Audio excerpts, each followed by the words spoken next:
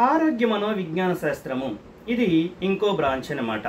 Applied సైకాలజీలో మరో branch ఏది అంటే ఆరోగ్య మనోవిజ్ఞాన శాస్త్రము. దీనినే ఏమంటాము అంటే హెల్త్ సైకాలజీ. హెల్త్ అనేసరికి ఎవరుంటారు? డాక్టర్స్ ఉంటారు, నర్సులు ఉంటారు, పేషెంట్స్ ఉంటారు అన్నమాట. అయితే ఇక్కడ డాక్టర్స్ పేషెంట్లతో ఏ విధంగా ప్రవర్తించాలి, అలాగే డాక్టర్స్ నర్సులు కూడాను పేషెంట్స్తో రోగులతో ఏ విధంగా వాళ్ళు ప్రవర్తించాలి, వీళ్ళు ప్రవర్తించేటటువంటి ప్రవర్తన రోగులపై ఏ విధమైనటువంటి ప్రభావం అనేటటువంటిది చూపుతుంది. అదేవిధంగా ఈ వైద్యులు నర్సులు కూడాను రోగులని ఏ విధంగా ఆదరించాలి, వారితో ఎలా ఉండాలి అనేటటువంటి అంశాలకు సంబంధించేటటువంటి విజ్ఞానాన్ని అందిస్తుందన్నమాట మనోవిజ్ఞాన శాస్త్రం. మనోవిజ్ఞాన శాస్త్రం నుంచి దీనికి సంబంధించేటటువంటి అంశాలు, ఒక వైద్యుడు రోగులతో ప్రవర్తించేటప్పుడు ఒక వైద్యుని దగ్గరికి రోగి వెళ్ళారు అంటే ఆ రోగితో ముందుగా వైద్యుడు మాట్లాడేటటువంటి విధానం, ఆ రోగికి గౌరవించేటటువంటి తీరు మీద ఆ రోగం అనేటటువంటిది సగము తగ్గిపోయేటటువంటి అవకాశం అనేటటువంటిది ఉంటుంది. కాబట్టి సైకాలజీ అనేటటువంటిది ఏంటి అంటే ముందుగా ఆ రోగిని సైకలాజికల్గా ముందు స్టడీ చేయవలసినటువంటి అవసరం ఉంది. సైకలాజికల్గా స్టడీ చేయాలి అంటే ఏమిటి? రోగికి వెళ్ళగానే డాక్టర్ మందులు రాసేయడం కాదు, ఆ రోగిని కూర్చోబెట్టి రోగిని గౌరవిస్తూ నీకు ఏమీ లేదు అనేటటువంటి కాస్త మానసిక స్థైర్యాన్ని మానసిక ధైర్యాన్ని ఇచ్చి ఒక 2-3 నిమిషాలు మాట్లాడిన తర్వాత రోగిలో ఉండేటటువంటిది ఏంటి అనేటటువంటిది డాక్టర్ ఐడెంటిఫై చేయడం అనేటటువంటిది చాలా బాగా ఐడెంటిఫై చేయడమే కాకుండా ఆ రోగితో మాట్లాడే విధానాన్ని బట్టి ఆ రోగి యొక్క జబ్బు కూడా సగం తగ్గిపోవడం అనేటటువంటి జరుగుతుంది. కాబట్టి ఇక్కడ ఈరోజు హెల్త్ సైకాలజీ యొక్క ప్రాధాన్యత అనేటటువంటిది చాలా చాలా చాలా ముఖ్యమైనది అనమాట. ఎందుకంటే డాక్టర్ అనేటటువంటి వారు రోగితో ఏ విధంగా మాట్లాడాలి, ఏ విధంగా ప్రవర్తించాలి, రోగుల్ని ఏ విధంగా రెస్పెక్ట్ చేయాలి, అలాగే నర్సులు కూడా పేషెంట్లతో ఏ విధంగా ఉండాలి అనేటటువంటి అంశాలని ఈ హెల్త్ సైకాలజీ అనేటటువంటిది అధ్యయనం చేయడం అనేటటువంటిది జరుగుతుందన్నమాట. అయితే ఇక్కడ వారిలో మనోధైర్యాన్ని ఎలా పెంపొందించాలి అనేటటువంటిది చెబుతుంది ఈ హెల్త్ సైకాలజీ. ఇప్పుడు ఎయిడ్స్కి సంబంధించేటటువంటి రోగులు, క్షయకి సంబంధించేటటువంటి రోగులు, డయాబెటీస్కి సంబంధించేటటువంటి రోగులు, క్యాన్సర్కి సంబంధించేటటువంటి రోగులు, ఇటువంటి దీర్ఘకాలిక వ్యాధులతో వచ్చేటటువంటి రోగులకి ముందుగా డాక్టర్ చేయవలసేటటువంటి పని ఏంటి అంటే వారిలో ఒక మనోధైర్యాన్ని కల్పించడం, మానసిక స్థైర్యాన్ని కల్పించడం. అటువంటి మనోధైర్యాన్ని మానసిక స్థైర్యాన్ని వైద్యుడు కానీ నర్సులు కానీ ఎప్పుడు వాళ్ళకి కల్పించగలరు అంటే ఈ మనోవిజ్ఞాన శాస్త్రం యొక్క అంశాల మీద వాళ్ళకి అవగాహన ఉన్నప్పుడు మాత్రమే. కాబట్టి ఈ విధంగా మనోవిజ్ఞాన శాస్త్రం అనేటటువంటిది హెల్త్ రంగంలో కూడా సహాయపడుతుంది. దీనినే మనం ఏ బ్రాంచ్ కింద చదువుతాము అంటే హెల్త్ సైకాలజీ, ఆరోగ్య మనోవిజ్ఞాన శాస్త్రం. నెక్స్ట్ ఇంకో బ్రాంచ్ ఏంటి అంటే యోగా సైకాలజీ, యోగా మనోవిజ్ఞాన శాస్త్రము. ఇంతకు ముందు భారతదేశంలో యోగా ఉంది, మధ్యలో అది కొద్దిగా కనుమరుగైనప్పటికీ కూడా దాని ప్రాధాన్యత తగ్గినప్పటికీ కూడా మళ్ళీ ఇప్పుడు యోగా అనేటటువంటిది ప్రతి జబ్బుని కూడా నయం చేయుటలో యోగా అనేటటువంటిది అద్వితీయమైనటువంటి పాత్ర పోషిస్తుంది. కాబట్టి ఈ యోగా వలన మానసిక రుగ్మతలు దూరం అవడమే కాకుండా వ్యక్తి శారీరకంగాను మానసికంగాను చాలా సంతోషంగాను ఆహ్లాదభరితంగాను ఉత్తేజంగాను ఉండటంలో ఈ యోగా అనేటటువంటిది సహాయపడుతుంది. మనోవిజ్ఞాన శాస్త్రానికి సంబంధించేటటువంటి అంశాలన్నింటినీ కూడా ఈరోజు ఈ యోగా విజ్ఞానంలో ఉపయోగించుకోవడం అనేటటువంటిది జరుగుతుందన్నమాట. యోగా కూడా వ్యక్తుల యొక్క మానసిక సంఘర్షణని, మానసిక బాధలని, మానసిక వ్యాధులని దూరం చేయటంలో ఈరోజు యోగా మనోవిజ్ఞాన శాస్త్రం అత్యంత ప్రముఖమైనటువంటి పాత్ర పోషించడం అనేటటువంటిది జరుగుతుందన్నమాట. వ్యక్తి యొక్క ప్రవర్తనలో యోగా ధ్యానము ద్వారా మనము ఒక మంచి మార్పు అనేటటువంటిది తీసుకురాగలము. ధ్యానం కూడా ఈరోజు ఒక సైకాలజీ, మనసుకు సంబంధించేటటువంటి సైకాలజీ ఏది అంటే ఈరోజు ధ్యానం అన్నమాట. మనిషికి ప్రశాంతంగా ఉండటానికి, మనిషికి దుఃఖం నుంచి దూరం చేయడానికి, మనిషి నిరంతరము కూడా ఆనందంగా సంతోషంగా ఉండటానికి ఈ యోగా మనోవిజ్ఞాన శాస్త్రం అనేటటువంటిది ఎంతో దోహదపడుతుంది.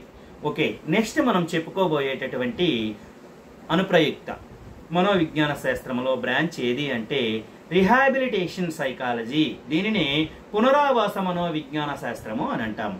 రిహాబిలిటేషన్ సైకాలజీ, పునరావాస మనోవిజ్ఞాన శాస్త్రము.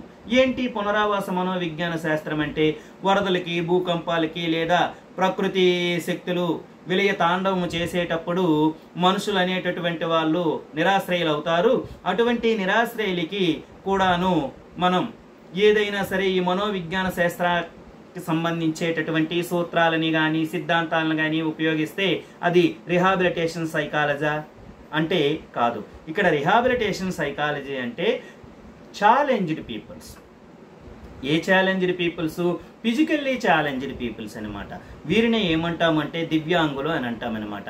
ఇటువంటి దివ్యాంగులకి శిక్షణనిచ్చి వాళ్ళు ఏ రంగంలో రాణించగలరో ఆ రంగంలో శిక్షణ ఇచ్చి వాళ్ళకి ఆ రంగానికి తగిన విధంగా సూచనలు చేసేటటువంటిది, ఆ రంగానికి తగిన విధంగా వాళ్ళని తయారు చేసేటటువంటిది ఏది అంటే ఈ రిహాబిలిటేషన్ సైకాలజీ. రిహాబిలిటేషన్ సైకాలజీ పునరావాస మనోవిజ్ఞాన శాస్త్రము. వాళ్ళకి దివ్యాంగులకి విద్యాపరంగా ఉద్యోగపరంగా వారికి తగినటువంటి శిక్షణని ఇచ్చి వారిని ఆయా రంగాలలో రాణించేటట్లు చేయడానికి దోహదపడేటటువంటి మనోవైజ్ఞానిక శాస్త్ర అనుప్రయుక్త శాఖ ఏది అంటే ఈ రిహాబిలిటేషన్ సైకాలజీ అనమాట. ఓకేనా? కాబట్టి మనకు బిట్టుకొచ్చేసరికి ఇక్కడ పునరావాస మనోవిజ్ఞాన శాస్త్రంకి సంబంధించి క్రింది వానిలో సరైనదేది ఎంపిక చేసుకోండి అన్నారు అనుకోండి. ఒకటి ఏ అని ఇస్తాడు. ఏ అనిచ్చి ఏంటి? వరదలలోను కానీ భూకంపాలు కానీ ప్రకృతి విలయతాండవం చేసేటప్పుడు కానీ నిరాశ్రయులైనటువంటి వ్యక్తులకి ఈ పునరావాస మనోవిజ్ఞాన శాస్త్రం అనేటటువంటిది దోహదపడుతుంది. Okay. Next B, physically challenged peoples లేదా దివ్యాంగులకి వృత్తిపరంగా విద్యాపరంగా వారికి సరైనటువంటి గైడెన్స్ ఇచ్చి వాళ్ళు ఏ రంగంలో రాణిస్తారో ఆయా రంగంలో రాణించడానికి ఇది సహాయపడుతుంది. బి, ఈ రెండింటిలో కూడా ఏ సరైనది, బి సరైనది, ఏ బి సరికావు, బికి ఏ సరైనది అని ఇచ్చాడు అనుకోండి. అప్పుడు మనం ఏమనుకుంటాము? పునరావాస సైకాలజీ, పునరావాస మనోవిజ్ఞాన శాస్త్రం అనేసరికి పునరావాసము, నిరాశ్రయ అయిపోయిన వారికి పునరావాసంలో ఇది సహాయపడుతుంది కావాలా అనుకొని మనం ఏ అని పెట్టామనుకోండి, ఆన్సరు అది తప్పు అవుతుంది.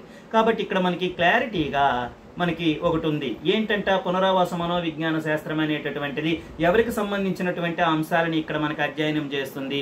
ఫిజికల్లీ ఛాలెంజ్డ్ పీపుల్స్ అనమాట. దివ్యాంగులకు సంబంధించి విద్యలో కానీ ఉద్యోగాలలో కానీ వాళ్ళకి సరైనటువంటి శిక్షణ లేదా నైపుణ్యాన్ని ఇచ్చి వాళ్ళు ఏ రంగంలో రాణించగలరో ఆ రంగంలో రాణించేటట్లు వాళ్ళకి సహాయం చేస్తుంది. కాబట్టి ఇది పునరావాస సైకాలజీ, మనోవిజ్ఞాన శాస్త్రము, రిహాబిలిటేషన్ సైకాలజీ. ఇది మనం చక్కగాను గుర్తుంచుకోవాల్సినటువంటి అవసరం ఉంది. ఇక నెక్స్ట్ లాస్ట్ మనం ఇప్పుడు చెప్పుకోబోయేటటువంటి అప్లైడ్ బ్రాంచ్, అప్లైడ్ సైకాలజీ ఏది అంటే గైడెన్స్ అండ్ కౌన్సిలింగ్. ప్రతి దానికి కూడా ఇప్పుడు విద్యార్థికి బాగా చదువు రావట్లేదు, లేదా విద్యార్థి అనేటటువంటి వాడు బాగా తినట్లేదు, లేదా విద్యార్థి చెప్పిన మాట అనేటటువంటిది వినట్లేదు, లేదా విద్యార్థి ఒక ఫోన్కి ఎడిక్ట్ అయిపోయాడు, లేదా విద్యార్థి వ్యసనాలకి ఎడిక్ట్ అయిపోయాడు, లేదా ఇంటి దగ్గర మనకి పెళ్లి అయిన తర్వాత కూడా దంపతులు అనేటటువంటిది సక్రమంగా ఉండట్లేదు, లేదా దంపతుల మధ్య సరైనటువంటి అండర్స్టాండింగ్ అనేటటువంటిది ఉండట్లేదు, లేదా ఒక వ్యక్తి సమాజంతో సరైనటువంటి రిలేషన్షిప్ అనేటటువంటిది మెయింటైన్ చేయట్లేదు, లేదా ఒక వ్యక్తి తమ యొక్క కుటుంబ సభ్యులతో ఉండేటటువంటి వారితో సరైనటువంటి రిలేషన్షిప్ అనేటటువంటిది ఉండట్లేదు. చాలా అంశాలు గైడెన్స్ అండ్ కౌన్సిలింగ్ అనేసరికి ప్రతి అంశాన్ని కూడా మార్గదర్శకత్వం చేయడము, కౌన్సిలింగ్ చేయడము అనేటటువంటిది మనం సైకాలజీలో ఉండేటటువంటి ఆ ప్రిన్సిపల్స్ని, నియమాలని మనం ఉపయోగించుకొని గైడెన్స్ అండ్ కౌన్సిలింగ్ ఇవ్వడం అనేటటువంటిది జరుగుతుందన్నమాట.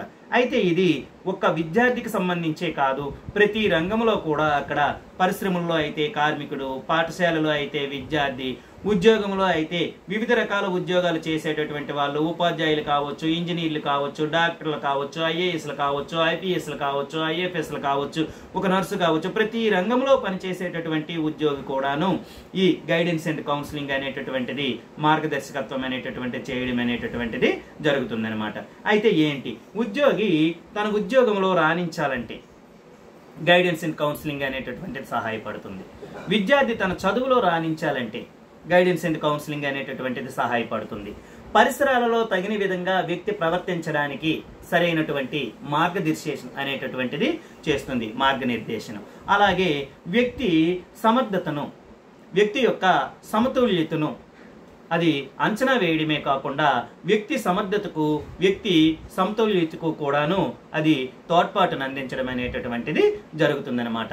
ఈ విధంగా మనకి గైడెన్స్ అండ్ కౌన్సిలింగ్ కూడా సహాయపడుతుంది. కాబట్టి ఈరోజు మనం డిఎస్ఏ పాయింట్ ఆఫ్ వ్యూలోనే కాకుండా రేపు మనం కాబోయేటటువంటి ఉపాధ్యాయులుగానే కాకుండా రేపు మనం సమాజంలో ఉండేటటువంటి ఒక మంచి వ్యక్తిగా మనుగడ సాగించాలి అంటే ఈ సైకాలజీలో ఉండేటటువంటి అన్ని బ్రాంచ్ల మీద కాకపోయినా సరే కొన్ని బ్రాంచ్ల మీద అయినా సరే మనకి సరైనటువంటి అవగాహన అనేటటువంటిది అవసరము. కాబట్టి ఈరోజు సైకాలజీ కోసం మనం చెప్పుకోబోయేటటువంటి ఈ బ్రాంచ్లు చెప్పినటువంటి ఈ బ్రాంచ్ల్లో ఎడ్యుకేషన్ సైకాలజీ కోసం చెప్పుకున్నాం, ఇండస్ట్రియల్ సైకాలజీ కోసం చెప్పుకున్నాం, హెల్త్ సైకాలజీ కోసం చెప్పుకున్నాం, క్లినికల్ సైకాలజీ కోసం చెప్పుకున్నాం, యోగా సైకాలజీ కోసం చెప్పుకున్నాం, అలాగే రిహాబిలిటేషన్ సైకాలజీ కోసం చెప్పుకున్నాం, గైడెన్స్ అండ్ కౌన్సిలింగ్ కోసం చెప్పుకున్నాం అనమాట.